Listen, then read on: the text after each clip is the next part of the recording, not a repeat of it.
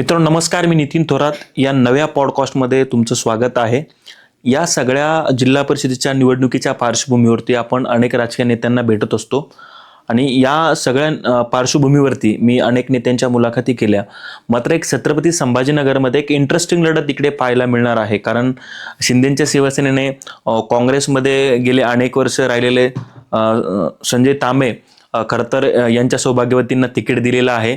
आणि इकडे एक शिवसैनिकचे कडवट शिवसैनिक एकनिष्ठ शिवसेनेसोबत राहिलेले मनाजी मिसाळ यांची मुलगी खरं तर मैदानात असणार आहे. या सगळ्याविषयी मनाजी मिसाळ यांनी यापूर्वी देखील इकडे सभापतीपद भूषवलेलं आहे. आपल्या गटाचा, आपल्या गावाचा आणि परिसरातल्या या सगळ्या गावांचा ते विकास करू शकले का, खरं तर काय काय काम त्यांचं केलेलं आहे आणि या सगळ्याविषयी निवडणुकीच्या अनुषंगानं आपण त्यांच्याशी बातचीत करणार आहोत. माझ्यासोबत स्वतः मनाजी पाटील मिसाळ आणि त्यांची मुलगी डॉक्टर कल्याणी आहेत. तुमचं दोघांचंही खूप खूप स्वागत आहे. नमस्कार. पहिला प्रश्न, मुलीला निवडणुकीच्या मैदानात का उतरवलं आणि कशा पद्धतीची निवडणुकीचा सध्या प्रचार सुरू आहे आणि सध्या मतदारसंघातली काय परिस्थिती आहे? मुलीला निवडणुकीत का उतरवलं याचं एक विषय असा आहे का एक सुशिक्षित मुलगी असली पाहिजे, लोकांच्या प्रश्नाची जाण असली पाहिजे, समाजाच्या प्रश्नाची जाण असली पाहिजे आणि ती निश्चित माझी कन्या कल्याणी मिसाळ, डॉक्टर कल्याणी मिसाळ हिच्यामध्ये ही आहे. साधारणतः अनेक वर्षापासून त्यांनी कैलासवासी लोकनेते आर्यमानी साहेब, माजी खासदार रामकृष्ण बाबा पाटील यांच्या समवेत आम्ही जे काम केलं आणि त्या कामाची पद्धत तिने पाहिलेली आहे. त्यामुळे या मतदारसंघाचा तिला सखोल अभ्यास आहे. सातत्याने ती मतदारसंघात राहिलेली आहे आणि राहिलेली असल्या कारणाने गोरगरिबांच्या व्यथा, आजही आम्ही जे राहतो तर खेड्यात राहतो, खेड्यातल्या सर्वसामान्य शेतकरी बांधवाचे असेल, कष्टकरी बांधवाचे असेल, माता भगिन्यांच्या असेल, यांच्या व्यथा काय असतात याची जाणीव तिला आहे. आणि सुशिक्षित असल्यामुळे ती आपल्या सभागृहामध्ये प्रभावीपणे आपले विचार व्यक्त करू शकते आणि प्रभावीपणे आपल्या ग्रामीण भागातील विकासाच्या दृष्टिकोनातून वाचा फोडू शकते याची जाणीव असल्यामुळे मी तिला उभा करण्याचा निर्णय घेतला. बरं मनाजी पाटील, तुम्ही गेली अनेक वर्ष राजकारणात सक्रिय आहात, अनेक पदांवरती तुम्ही राहिला आहात. मात्र तुम्ही आता ज्या पक्षाकडून खरं तर लढता आहात तो उद्धव ठाकरेंची शिवसेना. खरं तर आता तुमच्या शिवसेनेत 2 गट पडलेले आहेत. मात्र या सगळ्या अत्तटीच्या काळात देखील तुम्ही उद्धव ठाकरेंचा पक्ष सोडला नाही, पक्षाच्या ठामपणे तुम्ही बाजूला राहिलात. आत्ता लोक तिकिटासाठी या पक्षांमधून त्या पक्षांमध्ये जातात, तुम्ही उद्धव ठाकरेच्या पक्षांमध्ये राहण्याचा निर्णय का ठामपणे राहिलात? खऱ्या अर्थाने ज्या माणसाने आपल्यावर उपकार केले, ज्या माणसाने आपल्याला न्याय दिला, शिवसेना पक्ष असेल, त्याचबरोबर कैलासवासी लोकनेते आर्यमानी साहेब असेल, यांच्या माध्यमामधून मला सर्वप्रथम, मी एक सर्वसामान्य घरातला माणूस, गोळ्या बिस्किट विकणारा माणूस, सर्वसामान्य शेतकरी कुटुंबामध्ये जन्माला आलेला माणूस, अशा माणसाला वाणी साहेबाच्या माध्यमातून शिवसेना उद्धव बाळासाहेब ठाकरे या पक्षाने माझ्यासारख्या सर्वसामान्य माणसाला जिल्हा परिषदेचं मेंबर केलं, जिल्हा परिषदेचा गटनेता केला. नवे या तालुक्याचं नेक्स्ट आमदार ज्याला म्हटलं जातं ते वैजापूर तालुका पंचायत समितीचं सभापतीपद माझ्या पत्नीला देण्याचं काम केलं. आणि आपलं एक मराठीत म्हण आहे का ज्याचं खावं तूप त्याच्याशी नाव राहावं नीट. या पद्धतीने ज्या पक्षांना इतकी मोठी संधी दिली, ज्या पक्षाने इतके मोठे आपल्यावर उपकार केले, अशा पक्षाला धोका द्यायचा, अशा पक्षाची गद्दारी करायची, ही गोष्ट काही मला बरोबर नाही. आणि खऱ्या अर्थाने लोकनेते आर्यमानी साहेब यांची ही शिकवण आमच्याशी पाठीशी आहे. कारण वाणी साहेबांची जी तत्वनिष्ठा आहे त्या तत्वनिष्ठेप्रमाणे आपण काम केलं पाहिजे. ज्या वाणी साहेबांच्या हाताखाली इतकं वर्ष आपण काम केलं, त्या वाणी साहेबांचे विचार काय होते त्या विचाराशी प्रतारणा करायची नाही, ही भूमिका आमची असल्यामुळे आम्ही शिवसेना सोडली नाही आणि शिवसेनेसोबत एकनिष्ठ राहिलो. बरं, मी डॉक्टर कल्याणी यांना देखील प्रश्न विचारणार आहेत. तुम्ही खरं तर पेशाने डॉक्टर आहात, मात्र वडिलांनी सांगितलं तुम्हाला निवडणूक लढायची आहे, मात्र उद्धव ठाकरेंच्या पक्षाकडून लढायचे आहेत. काय मनात विचार आला आणि तुम्ही अर्जही दाखल केलात, आता प्रचारही करतात, नेमकं काय भूमिका ठरली आणि कशा पद्धतीनं हा सगळा प्रवास घडत गेला? पहिलं मला खूप भीती वाटली की माझ्या पप्पासोबत कोणी आहे का नाही. कारण की तालुक्यामध्ये म्हणजे उद्धव बाळासाहेब ठाकरे साहेबांचे खूप कमी नेते राहिले होते, पण माझे पप्पा कायम एकनिष्ठ राहिले. त्याच्यामुळं सुरुवाती मला खूप भीती वाटली की पप्पा एकटे पडेल, माझे वडील एकटे पडेल. पण त्यांनी जे काम केलेले, नंतर ते बोलले तू घाबरू नको, माझे काम, माझं ग्राउंड लेवलला मी सगळे लोक माझ्यासोबतच आहे. त्यांनी जे काम केलेले ते स्वतःच्या नावाने ते मत मागणारे, त्यांच्या मागे कोण आहे, किती मोठे नेते, त्यांनी ते बिलकुल कधी विचार नाही केला, कोणाला बोलले नाही. त्यांनी त्यांच्या जे काम केलेले त्याच्यावरती मी आज सगळ्यांना, मी कोणाची ओळख नाही सांगते, मी फक्त माझ्या वडिलांची ओळख सांगते की माझे वडिलांनी काय काम केलंय मी ते लोकांना सांगितलेलं आहे. बरं, अजून एक महत्त्वाचा प्रश्न मला तुम्हाला विचारायचा आहे. वडील अनेक दिवस राजकारणात सक्रिय आहे. तुम्ही खरं तर या कुटुंबात छोट्याच्या लहानच्या मोठ्या तुम्ही झालेला आहात. वडिलांचा राजकीय प्रवास कसा राहिला आहे आणि वडिलांनी जी सामाजिक जे काम केलेलं आहे त्याबद्दलच्या आठवणी काय सांगू शकाल? त्यांनी मी जेव्हा छोटे होते तेव्हापासूनच खूप संघर्ष केलेला आहे. त्यांना आर्यम वाणी साहेब यांनी खूप मोठं म्हणजे केलेलं आहे. आमच्याकडे काहीच नव्हतं तेव्हापासून साहेबांनी त्यांना सांभाळलेलं आहे. माझ्या पप्पा म्हणजे जसं लोक सांगतात की तुझ्या वडिलांकडे चप्पल नव्हती घालायला, खायला अन्न नव्हतं, तर गावातले प्रत्येक लोक त्यांना आई वडील म्हणूनच सांभाळत होते, म्हणजे मुलगा म्हणूनच सांभाळत होते प्रत्येक माणूस माझ्या आई वडील म्हणजे माझ्या पप्पांना. आणि जीव लावायचे, जीव घालायचे. तर पप्पांनी त्या गोष्टीची जाणीव ठेवली आणि प्रत्येक माणसाला जसे ते थोडे थोडे मोठे होत गेले त्यांनी प्रत्येकाला जवळ केलं, प्रत्येकाला जीव लावलं. बरं, अजून एक महत्त्वाचा प्रश्न मला तुम्हाला विचारायचा आहे. मी काल खरं तर तुमच्या एका प्रचाराचा व्हिडिओ बघितला, त्यामुळे सगळ्या पक्षाचे लोक मला दिसले. म्हणजे खरं तर वैचारिक मतभेद असू शकतात, मात्र हे सगळे लोक या सगळ्या परिसरातले, मला शिंदेच्या शिवसेनेचे काही कार्यकर्ते मला तिथे दिसलेत, मला भाजपाचे तिकडे लोक दिसले. मित्रासाठी लोक पक्ष बाजूला ठेवून सगळे वडिलांच्या पाठीशी उभा राहतात, हे बघून काय वाटतं? मला खूप अभिमान वाटतोय, पण मला असे पण काही लोक भेटले की जे मला बोलले की राजकारणामध्ये कधीच असं विचार नाही करायचा की यांनी तुला मदत केली पाहिजे, त्यांनी तुला मदत केली पाहिजे. पण मला असं वाटतं आपल्या जिल्ह्यामध्ये राजकारण अजूनही खूप स्वच्छ आहे, पण आपण ते स्वच्छच ठेवलं पाहिजे. आपण बाकीच्यांसारखं राजकारण नाही केलं पाहिजे. की मला ह्या गोष्टीचा खूप आनंद होतोय की जे माझ्या पप्पाचे मित्र आहे, ज्यांनी मला लहानचं मोठं होताना बघितलेलं आहे, ते माझ्यासाठी प्रामाणिकपणे माझ्या सोबत आहे आणि मला म्हणजे सांभाळताय, माझी मदत करताय. बरं, अजून एक महत्त्वाचा प्रश्न मला तुम्हाला विचारायचा आहे. वडिलांनी सामाजिक काम केलेलं आहे. मी अनेक गावांमध्ये फिरलो. खरं तर मिसाळ हे अनेक दिवसांपासून सोबत राहिलेले आहेत. खरं तर मी एक प्रश्न आर्यम वाणी यांच्या कुटुंबातील सदस्य बंडू वाणी यांनाही विचारला होता की ज्या परिवार तुमच्यासोबत खरं तर एकटीची सोबत राहिला, तुम्ही त्यांच्या बाजूने आहेत का? तर ऑफ द रेकॉर्ड की नाही, पण ते नेहमी शिवसैनिकांच्या पाठीशी लोक मला दिसत आहे. आज ते भाजपमध्ये असले तरी अनेक खरं तर मशालीचे उमेदवाराचे प्रचार करताना ते दिसत आहे. या सगळ्यामध्ये बघून लोक पक्षाला बाजूला ठेवून एक मित्र म्हणून मदत करता आहे. वडिलांनी केलेल्या या सगळ्या कामाच्या जवळ हा सगळा प्रतिसाद बघून काय वाटतं तुम्हाला? मला खूप खूप चांगलं वाटतंय. आर्यम वाणी साहेबाचं घर मी आज ठामपणे सांगू शकते की ते आमच्या शेवटच्या म्हणजे शेवट आमचं जेव्हा संपेल तोपर्यंत ते आमच्या सोबत राहील. आणि त्या गोष्टीचा खूप अभिमान आहे की माझ्या वडिलांनीही त्या परिवाराला कधी एकटं सोडलेलं नाही आणि सोडणार पण नाही. एकदा मी म्हणजे एक गोष्ट मी तुम्हाला सांगते की मी छोटी होते, मी आणि माझे आजोबा गंमत म्हणून एकदा वाणी साहेबांबद्दल असं काहीतरी बोललो जे माझ्या वडिलांना बिलकुल आवडलं नाही. त्यांनी मला भर पावसात उभा केलं 1 घंटा की तू आपल्या देवाबद्दल असं बोलली. बरं, खरं तर तुम्ही आर्यम वाणी यांचा उल्लेख केलात. मी अनेक गावांमध्ये फिरलो. आर्यम वाणी यांचं जे काम होतं, त्यांच्यासोबत घडलेले कार्यकर्ते होते, ते आजही खरं तर एकनिष्ठ राहिले. दुसऱ्या पक्षांमध्ये गेले असले तरी वाणी यांचा विचार कायम ठेवलेला आहे. वडिलांनी जे काम लोकांसाठी केलेलं आहे ते बघून आपण निवडून गेलो तर लोकांसाठी आपण काय करू शकतो, तुमच्या या मतदारसंघातल्या नागरिकांकडून तुम्हाला काय अपेक्षा जाणवत आहे आणि ज्या यापूर्वी कधीच झाल्या नाही तुमच्या गटांमध्ये? खूप काही बदल करायची इच्छा आहे. पहिलं तर मी हॉस्पिटल्स खूप सारे प्रयत्न करेल की जे घाटी हॉस्पिटल्स आहे, गव्हर्नमेंट हॉस्पिटल्स आहे, ते आपल्या तालुक्यामध्ये आपल्या जिल्ह्यामध्ये जास्तीत जास्त यायला पाहिजे. कारण की आता जर ग्राउंड लेवलला चेक केलं तर गायनॅक हॉस्पिटल खूप कमी आहे. ज्या प्रेग्नेंट विमेन असतात त्यांना इतक्या दूर जाण्यापर्यंत कधी कधी त्यांची डेथ होती, काही इमर्जन्सी येतात. आता ब्लड लॅब पण आपल्या मला तरी नाही वाटत की आहे, मला दिसण्यात तर नाही आलेलं आहे की आपल्या इथं कुठं ब्लड लॅब्स आहे. नंतर मग आता जागी जागी पाणी तुंबते, त्याच्यामुळे डेंग्यू मलेरिया होण्याचे खूप चान्सेस आहे. त्याच्यामुळं ते मला स्वच्छ करायचंय पहिलं. आणि गटार, ओपन गटार इथे खूप आहे, त्या क्लोज पाहिजे. आणि क्लोज जर केल्या तर त्या तुंबल्या नाही पाहिजे, त्याचं पण वारंवार क्लिनिंग झालं पाहिजे, त्याचा मी प्रयत्न करेन. नंतर दुसरी गोष्ट आहे की ज्या योजना आहे, ज्या खूप साऱ्या योजना आहे की ज्या अजून लोकांपर्यंत पोहोचलेल्या नाहीये, लोकांना माहिती नाहीये, त्या योजनेचा प्रयत्न करेल की ते योजना पण लोकांपर्यंत पोहोचल्या पाहिजे. रस्ते पण क्लिअर करायचा प्रयत्न करेल, म्हणजे कन्स्ट्रक्शन प्रॉपर झालं पाहिजे रोडचं, की लोकांना वारंवार त्याचा प्रॉब्लेम नाही झाला पाहिजे. आता खूप साऱ्या अशा वाड्या वस्त्या आहे की तिथून हॉस्पिटलपर्यंत जाईल. एखाद्या माणसाला जर कार्डियक अरेस्ट आला, म्हणजे एखाद्याचा जर अटॅक आला, तर तो हॉस्पिटलपर्यंत पोहोचस तर तो रस्त्यातच त्याचं म्हणजे डेथ होऊ शकते. कारण रस्तेच इतके खराब आहे की त्याच्यावर पण प्रयत्न करेल की प्रत्येक जिथं जिथं वाड्या वस्त्या आहेत तिथं खूप सारे लोक राहतात, नीट रस्ते झाले पाहिजे, त्याचाही प्रयत्न करेल मी. बरं, मनाजी मिसाळांनाही मला आता बोलावं लागणार आहे. मुलगीने आपलं ड्रीम सांगितलं. तुम्ही कधी एवढं तुम्ही भाषणांमध्ये कधी तुमच्या कामांचा उल्लेख करत नाही. तुम्ही नेहमी म्हणत असतात की मी काम करत आलोय, मला काम करायचं आहे. मात्र मुलीने जे विजन सांगितलं, काय वाटलं हे विजन ऐकून? निश्चितच मला सार्थ अभिमान आहे.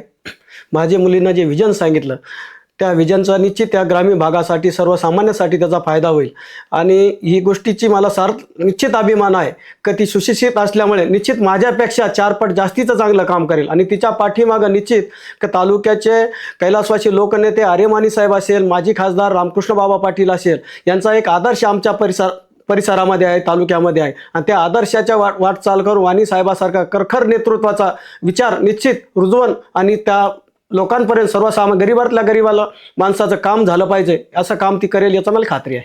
बरं, खरं तर तुम्ही सामाजिक काम अनेक केलेलं आहे. तुमचं कोरोना काळातलं एक काम बघितलेलं आहे. या सगळ्या तुमच्या कामाबद्दलच्या आठवणी काय सांगतात? आणि लोक अनेकदा म्हटलं जातं की जे लोकप्रतिनिधी मैदानात आहे त्यांनी सामाजिक काम, कारण प्रत्येक वेळेस माणूस सत्तेतच असला पाहिजे सामाजिक सेवा करण्यासाठी, हे उचित नसतं. तुमच्या या सगळ्या सामाजिक कामाबद्दलच्या आठवणी, कोरोना काळाच्या बद्दलच्या आठवणी काय सांगू शकाल? निश्चितच साहेब, कोरोना काळ असा एक भयानक होता. कोणी मुलगा बापाजवळ जायला तयार नव्हता, बाप मुलाजवळ जायला तयार नव्हता किंवा कुटुंबातील एखादा व्यक्ती असेल तर तो कोणावर जवळ जायला तयार नव्हता. असा भयानक महाभयंकर रोग याच्यामध्ये आला आणि अशा काळामध्ये अनेक कुटुंब उद्ध्वस्त झाले. परंतु निश्चितच मी एक सांगेल की या काळामध्ये मी घरामध्ये न बसता माझ्या सर्कलमध्ये, माझ्या लासूर जिल्हा परिषद गटामध्ये प्रत्येक गावामध्ये अन्नधान्याचे किट लोकांपर्यंत पोहोचवले. त्यावेळेस इतकी अडचण होती की जे हातावरील माणसं असेल, मोलमजूर असेल, यांना खाण्याची अडचण असायची, यांना अन्नधान्याची अडचण असायची. अशा वेळेस मी गृह उपयोगी असेल किंवा जीवन उपयोगी वस्तूचे असेल याचे किट तयार केले आणि प्रत्येक गावात किट वाटले आणि ते सर्वसामान्यापर्यंत पोहोचवले. याचा मला सार्थ अभिमान आहे आणि हे केल्यामुळे माझ्या जीवनात माझ्या स्वतःला मोठं समाधान आहे. बरं, मनाजी पाटील, मला तुम्हाला अजून एक महत्त्वाचा प्रश्न विचारायचा आहे. तुम्ही गेली अनेक दिवस या गटातून राजकारण करतात. तुम्ही पंचायत समितीच्या तुमच्या सौभाग्यवतीनं सभापती पदही मिळालं होतं. या सगळ्या अनुषंगानं तुम्ही तुमच्या या सगळ्या या प्रशासकीय कामांमधून कशा कशा पद्धतीची योजना तुम्ही नागरिकांपर्यंत पोहोचू शकलात, त्याबद्दल काय सांगाल? निश्चितच सर्वसामान्य कोणाचे घरकुलाचे प्रश्न असतील, त्याचबरोबर कोणाचे महाराष्ट्र ग्रामीण रोजगार हमी योजनेचे प्रश्न असतील, त्याचबरोबर सर्वसामान्यांना रोजगार असेल, त्याचबरोबर गायगोठ्याचे प्रश्न असेल, घरकुलाचे प्रश्न असेल, आणखी सामाजिक विहिरीचे प्रश्न असेल किंवा सार्वजनिक विहिरीचे प्रश्न असेल, या सगळ्या प्रश्नाला हात घालून सर्वसामान्यापर्यंत योजना पोहोचवण्याचं काम मी निश्चित माझ्या मिसेसच्या सभापतीच्या काळामध्ये केलेला आहे आणि याचा मला एक सार्थ अभिमान. तालुक्यात एकही माणूस असा म्हणू शकत नाही का मनाजीने अमुक विहिरीचे पैसे घेतले, अमुक घरकुलाचे पैसे घेतले, असं जर कोणी एखादा समोर आणला तुम्ही वाटाल ती शर्यत धरायला तयार. महत्त्वाचा प्रश्न मला तुम्हाला विचारायचा आहे, कुठले असे या लासूर गटातले महत्त्वाचे मुद्दे आहेत की महत्त्वाचे जे काम आहेत की जे खरं अनेक वर्षांपासून प्रलंबित आहे, मात्र जिल्हा परिषदेच्या जे लोक यापूर्वी निवडून गेले ते प्रश्न कायम तसेच राहिले आणि या लोकांना त्या समस्यांना तोंड द्यावे लागले आहे? खरं म्हणजे प्रश्न कोणी आला ते कायम सत्तेत कोणी आला ते पूर्ण एकाच वेळेस सुरू. जसे प्रश्न निर्माण होतात तसे अनेक प्रश्न जरी आपण सोडत गेलो तर नवीन नवीन प्रश्न, नवीन नवीन काम दिसत असतं. लोकनेते वाणी साहेब निश्चित म्हणायचे की आपण ज्या गावात गेलं का आपल्याला कोणतं काम करावं हे सुचलं पाहिजे, हे विचार आपल्या मनामध्ये आले पाहिजे. लोकांना सांगण्याच्या अगोदर आपल्याला लक्षात आलं पाहिजे की कोणतं काम आहे. या माध्यमामधून आता सर्वसामान्याच्या याच्यामध्ये उदाहरणार्थ मी एक सांगेल का लासूर गावसारखे या ठिकाणी पशुवैद्यकीय दवाखाना एकदम अत्यंत मृत अवस्थेत आलेला होता. त्या कामासाठी मोठ्या प्रमाणामध्ये मी तिथं एक बिल्डिंग उभा केली, त्याचबरोबर स्टॉप उभा केला आणि आज त्या ठिकाणी सुरळीतमध्ये जनावरांची सुविधा केली. डॉक्टर कायमस्वरूपी उपलब्ध असतं. आपण आजही गेलं तर तुम्हाला तिथं डॉक्टर उपलब्ध असेल. बरं, अजून एक महत्त्वाचा प्रश्न मला तुम्हाला आता विचारायचा आहे. तुमच्या या मतदारसंघात मी फिरलो, मी अनेक गावांमध्ये गेलो, तिकडे निष्ठा मला पाहायला मिळाली. कारण अनेक लोकांनी मला तिकडे सांगितलं की आता ही जी मी लोकांना म्हणायचो ही बिग फाईट आहे, मात्र लोकांनी सांगितलं ही फाईट वगैरे काही नाही. एकेकाळी काँग्रेसकडून अनेक दिवस टीका करणारे आता तुमच्या प्रतिस्पर्धीचे उमेदवार आहे संगीता तांबे, त्यांचे जे पतिराज आहेत ते खरं तर काँग्रेसमध्ये राहिले आहे, त्यांची पार्श्वभूमी काँग्रेसची असल्याचं नागरिकांनी सांगितलं आणि अनेक जणांनी ते काँग्रेसच्याच पदावर असल्याचं सांगितलं. शिवसेना दुभागली गेली असली तरी इकडचा मतदार हा शिवसेनेच्या बाजूने ठामपणे उभा राहिलेला होता.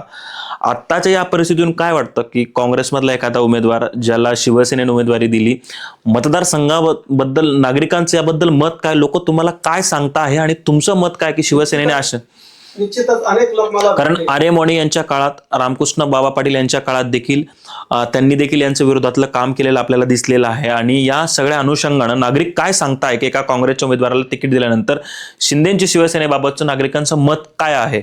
शिंदेच्या शिवसेनेच्या बद्दल नागरिकांचं खऱ्या अर्थाने मत इतकं वाईट झालेलं आहे का लोकनेते आर्यमानी साहेबांकडे एक विषय होता का सर्वसामान्य घरातला माणूस सत्तेपर्यंत पोहोचला पाहिजे, सर्वसामान्य घरातला माणूस त्याला सत्तेचा वाटा मिळाला पाहिजे, सत्तेच्या माध्यमातून जनतेचे कामं झाले पाहिजे. पण आज शिंदे गटाची अत्यंत परिस्थिती वाईट या तालुक्यात झालेली आहे. आणि तालुक्याबरोबरच माझ्या मतदारसंघामध्ये शिंदे गटाला त्यांचा निष्ठावंत उमेदवार मिळाला नाही. शिंदे गटाकडं आमच्यासोबत लढण्यासाठी एक प्रबळ उमेदवार नव्हता. त्याचं कारण असं मित्र सांगायचं मला का त्यांच्याकडे उमेदवार नसल्यामुळे त्यांना नात्यागोत्याला प्राधान्य दिलं आणि काँग्रेसमधून आयात करून त्यांना उमेदवारी दिली. आजही त्यांचं काँग्रेसच्या जिल्हा उपाध्यक्ष पदाची त्यांनी तुम्ही बघितलं असेल तर ठिकठिकाणी गेले 2-3 महिने बघितलं असेल तर ते जिल्हा काँग्रेस उपाध्यक्ष या माध्यमातून लोकांशी बोलायचे. कुठल्या एखाद्या अंत्यविधीत गेले तर काँग्रेस कमिटीच्या वतीनेच श्रद्धांजली व्हायचे. म्हणजे ही वस्तुस्थिती आहे. ही वस्तुस्थिती सर्वसामान्य लोकांना, या मतदारसंघातील लोकांना माहीत आहे.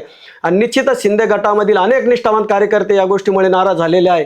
तुम्ही अनेक बघितलं असं की निष्ठावंत कार्यकर्त्या माणसांना यांना उमेदवारी देता आली नाही, यांना उमेदवार मिळाले नाही. मग ते लासूर पंचायत समितीमध्ये आपण बघितलं, तिथंही काँग्रेसचा उमेदवार आयात केला यांनी. तर आज जिल्हा परिषदेमध्ये सुद्धा काँग्रेसचा उमेदवार आयात केला. निष्ठावंतांना संधी दिली नाही. अनेक निष्ठावंत होते. धोंडलगाव सारख्या ठिकाणी 3-3, 4-4 उमेदवार निष्ठावंत असताना त्यांना डावललं आणि काँग्रेसमधून आयात केलेल्या माणसाला त्यांनी उमेदवारी दिली.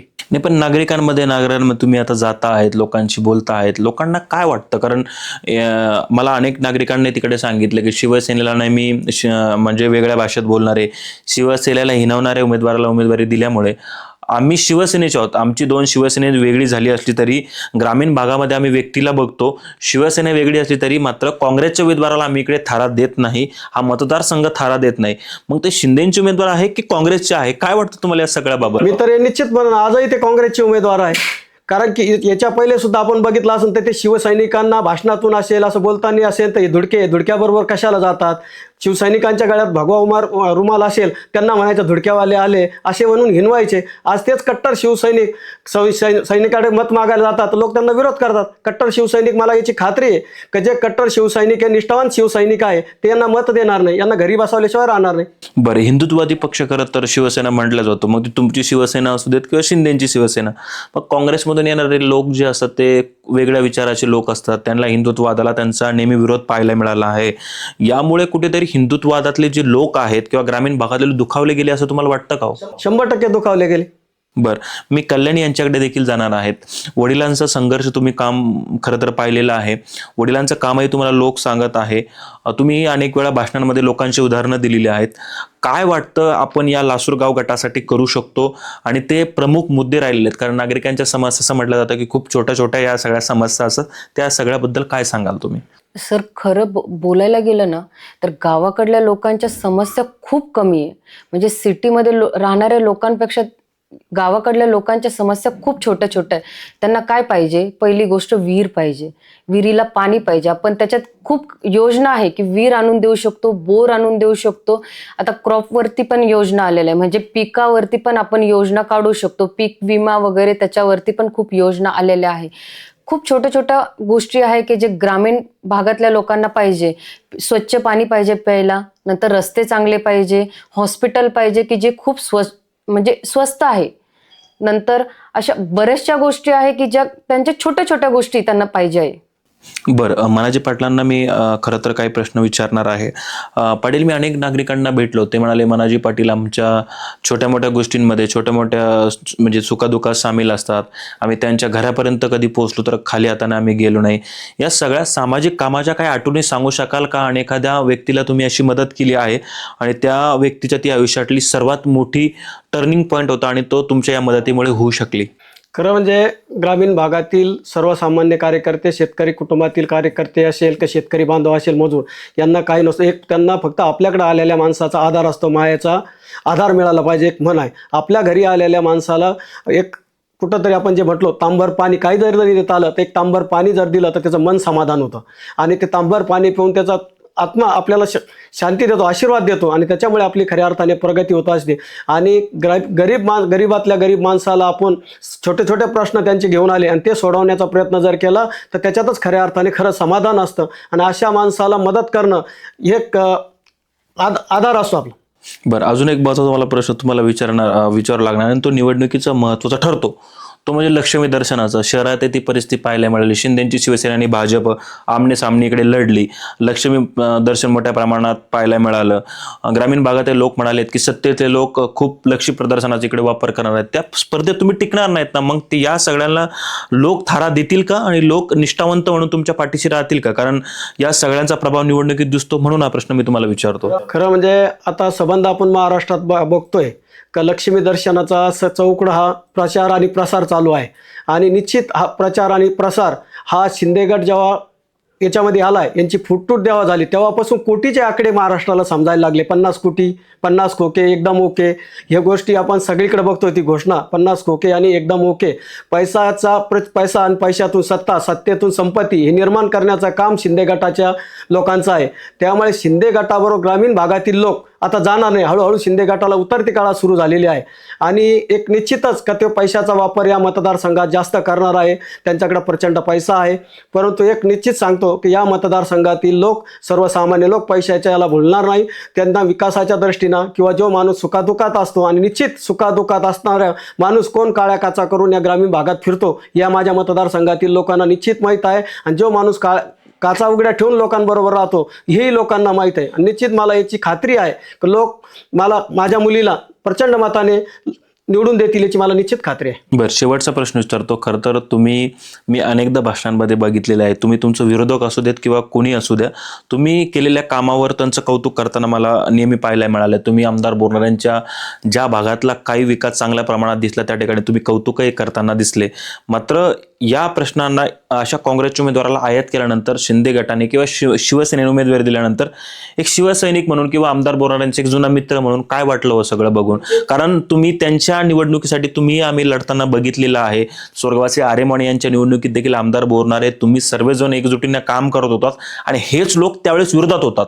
निश्चित बोरणारे सरांच्या निवडणुकीमध्ये त्यांना विजयी करण्यामध्ये आमचा पण सिंहाचा वाटा आहे. पहिल्या टर्मला जेव्हा बोरणारे सर विधानसभेचे उमेदवार झाले तेव्हा आम्ही तन मन धनाने आमच्या मतदारसंघामध्ये त्यांचं जोरदारपणाने काम केलं, त्यांना आमदार केलं. ही गोष्ट तितकीच खरे. आणि हे निश्चित सांगाल का बोरणारे सरांचं काही प्रमाणात काम चांगलं आहे, हे मान्यच करावं लागेल. ही मी नाकार नाही. विकासाला जे चांगलं काम आहे त्याला चांगलं म्हणलं पाहिजे. विरोधाला विरोध करणारा व्यक्ती मी नाही. परंतु आज जे उमेदवार आहे त्यांचं विकासाचं विजन काय, त्यांचं स्वतःचं विकास, इतके वर्ष ते सत्तेत होते, अनेक वर्ष सत्तेत होते, त्यांचं काम काय? त्यांना केवळ बोरणारे सरांच्या विकासाच्या नावावर, दुसऱ्यांच्या विकासाच्या नावावर त्यांना मतं मागावं लागतात. हे दुर्दैव आहे. ते काय करणार? किंवा अनेक वर्ष त्यांचे वडील सत्तेत होते, साखर कारखान्याचे संचालक होते. तेव्हा त्यांनी काय केलं? त्याचबरोबर त्यांनी रामकृष्ण गोदावरीचं लोकांना सांगतात की सरांनी माफ केलं. आणि सरांनी जिल्हा बँकेच्या माध्यमातून दिनेश भाऊ परदेशी यांनी सुद्धा 154 कोटी रुपयाचं व्याज माफ केलं, म्हणून 63 कोटी राज्य सरकारने दिले. आणि जे रामकृष्ण गोदावरीच्या कर्जाच्या बाबतीत जे होतं तर त्याचे चेअरमन आमचे सुभाष तांबे होते. त्या संस्थेचे सुभाष तांबे होते. संस्थे लोकांवर काढलेल्या कर्जामधून रामकृष्ण गोदावरीच्या ज्या गाड्या घेतल्या त्या सगळ्यात जास्तीच्या गाड्यांचा वापर सुभाष तांबे यांनी केला. म्हणजे त्या जेणेकरून लोकांच्या कर्जातील आलेल्या पैशाचा वापर करून स्वतःचा प्रपंच मोठा करण्याचं काम त्यांनी केलं.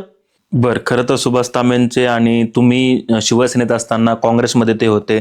शिवसेनेच्या त्यांची राजकीय कारकीर्द शिवसेनेच्या विरोधात राहिलेली आहे. मात्र मित्र म्हणून शिवसेनेने एका जुन्या किंवा सतत काम करणाऱ्या निष्ठावान शिवसैनिकाला जर तिकीट दिलं असतं तर तुमची भूमिका काय राहिली असते या निवडणुकीमध्ये?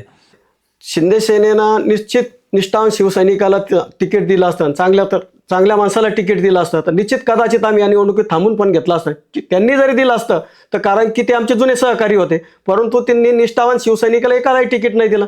ज्यांनी बोरणारे सरांचं चांगलं काम केलं, ज्यांनी बोरणारे सरासाठी मदत केली, अशा एकाही माणसाला त्यांनी तिकीट न देता डावलण्याचं काम केलं. फक्त नाते गोत्याचं राजकारण, जवळच्या माणसाचं राजकारण हे करून आणि काँग्रेसमध्ये आयात करून, नात्यातला आहे म्हणून आयात करून त्याला उमेदवारी दिली.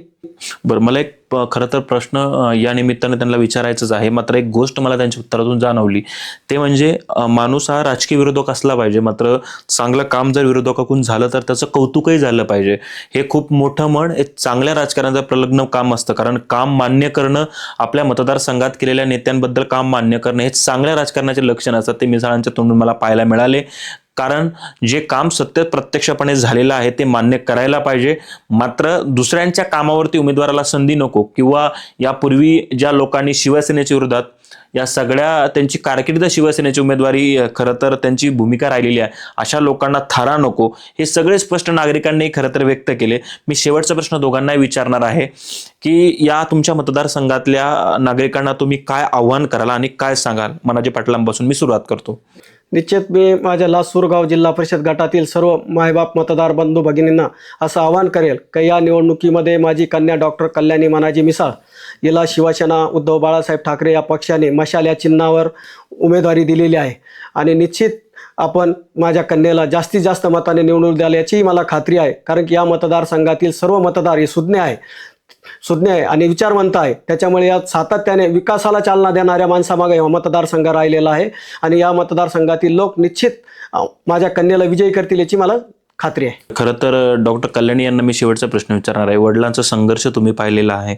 खरं तर वडिलांसाठी लेक नारळाचं पाणी म्हटलं जातं. खरं तर वडिलांनी लेकीला मैदानात पाठवलंय. काय वाटतं, तुम्ही त्यांची लेक आहात, मात्र या मतदारसंघातल्या जनतेला आणि नागरिकांना तुम्हाला काय आव्हान करायचं आहे? मी माझ्या वडिलांना लहानपणीपासून संघर्ष करताना बघितलेलं आहे.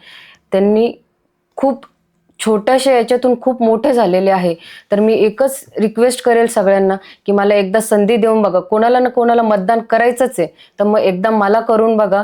मी काय काय करू शकते हे तुम्हाला नंतर दिसेल. मी खूप सारे चेंजेस करणार आहे, खूप चांगलं काम करणार आहे. मला एकदा संधी द्या, नक्कीच काहीतरी चांगलं करेल. खरं तर मला कल्याणी मिसाळ यांना देखील एक प्रश्न विचारावा लागणार आहे. काय वाटतं, तुम्ही ग्रामीण भागामध्ये फिरता आहात आणि महत्त्वाचा मला मुद्दा तुम्हाला विचारायचा राहिला तो म्हणजे की तुमचा राजकारणातला आयडल कोण आहे नेमकं? कारण तुम्ही राजकारणात, वडील राजकारणात होते, तुम्ही प्रचारात आम्हाला यापूर्वी वडिलांसाठी दिसले आहात, मात्र आता आपल्यालाच उमेदवारी मिळाली, असं कोणी आपल्या डोळ्यासमोर आहे का? आणि त्यांचं विजन किंवा त्याबद्दल काय सांगू शकाल तुम्ही? माझ्यासाठी ह्या जिल्ह्यामध्ये 5-6 नेते खूप एक आदर्श व्यक्ती आहे. पहिले म्हणजे माझे वडील आहे. कारण की मी त्यांना लहानपणीपासून संघर्ष करताना बघितले, लोकांसाठी दिवस रात्र झटताना बघितलेलं आहे. त्यांना खूप कामं करताना बघितलेले. त्यांनी फॅमिली, घरच्यांना कधीच प्राधान्य दिलेलं नाही, कधी पण जनतेला, मायबाप जनतेलाच प्राधान्य दिलेलं आहे. त्याच्यानंतर माझ्यासाठी आर्यम वाणी साहेब, नंतर रामकृष्ण बाबा पाटील, नंतर अंबादास दानवे साहेब, नंतर दिनेश परदेशी साहेब, नंतर शिल्पा परदेशी ताई आणि बोरनारे सर, हे सगळे माझ्यासाठी खूप आदर्श व्यक्ती आहे. त्यांच्याकडनं शिकण्यासारखं खूप काही आहे. संयम, शांतता हे मी शिल्पाताईंकडनं शिकलेले आहे. कारण की जेव्हा पण मी त्यांचं भाषण बघते, माझ्यासाठी ते खूप आकर्षण होतं की त्या किती शांत आहे. त्यांनी कधीच विरोधकांवरती टीका नाही केलेली, कोणावरती ते कधीच वाईट बोललेले नाही. त्यांच्यावर अनेक टीका झाल्या. एक स्त्री असताना पण त्यांनी इतकं शांत, संयमाने काम केलेलं आहे. त्या माझ्यासाठी खूप एक स्त्री म्हणून माझ्यासाठी त्या खूप आयडियल आहे. बरं, अजून एक महत्त्वाचा प्रश्न, तुम्ही सगळ्या राजकीय पक्षातल्या नेत्यांचं नाव घेतलं, एवढं मोठं मन का दाखवलं? कारण आपण आता ठाकरेंच्या शिवसेनेकडून आहे, असं असताना जे नेत्यांनी खरंच काम केलेलं हे का तुम्हाला सांगावं वाटतं? कारण की खरंच ह्या लोकांनी खूप काम केलेलं आहे. एक महिला असून शिल्पाताई जर दिवस रात्र फिरू शकता आणि त्या माझ्यासाठी एक आदर्श आहे, तर मी दिवस रात्र मी सुद्धा फिरू शकते आणि मी लोकांसाठी काम करू शकते. मी त्यांचं काम करण्याची पद्धत बघितलेली आहे. त्या प्रत्येक कार्यक्रमात असतात, प्रत्येक सुखादुःखात असतात. जसे माझे वडील असतात, दानवे दादा असतात, नंतर दिनेश भाऊ असतात, साबेर काकांना पण मी याच्यात सांगेल की साबेर काकांनी पण खूप कामं केलेले आहे. त्यांनी कधी जात पात याचा विचार नाही केलेला. प्रत्येक जातीच्या लोकांचं त्यांनी काम केलेलं आहे. त्याच्यामुळे आपल्या जिल्ह्यामध्ये तर राजकीय लोक असे आहे की त्यांच्याकडनं काहीतरी शिकू शकतो आपण. आणि त्यांचे ते उदाहरण आहे की स्वच्छ राजकारण कसं ठेवायचं, लोकांसाठी काम कसं करायचं, हे त्यांच्याकडनं शिकण्यासारखं आहे आपल्या जिल्ह्यामध्ये तरी. तुम्ही या मतदारसंघातल्या नागरिकांना, तुमच्या मतदारांना काय आव्हान कराल? मी माझ्या मतदारसंघातल्या लोकांना, मायबाप जनतेला एक रिक्वेस्ट करते की मला एकदा संधी द्या. मी या संधीचं नक्कीच सोनं करेल.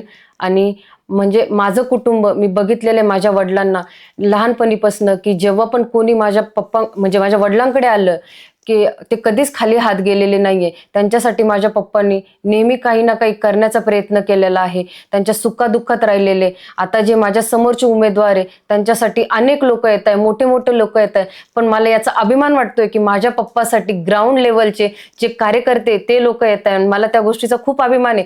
जसं छत्रपती शिवाजी महाराजांकडं सैन्य कमी होतं पण ते शेवटी जिंकले, त्यांनी सगळे गड जिंकले. तसे माझ्या वडिलांकडे आज जरी सैन्य कमी असेल तरी मी याची पूर्ण गॅरंटीने सांगते की माझे वडील 100% जिंकणार आणि त्यांची मुलगी पण 100% जिंकणार.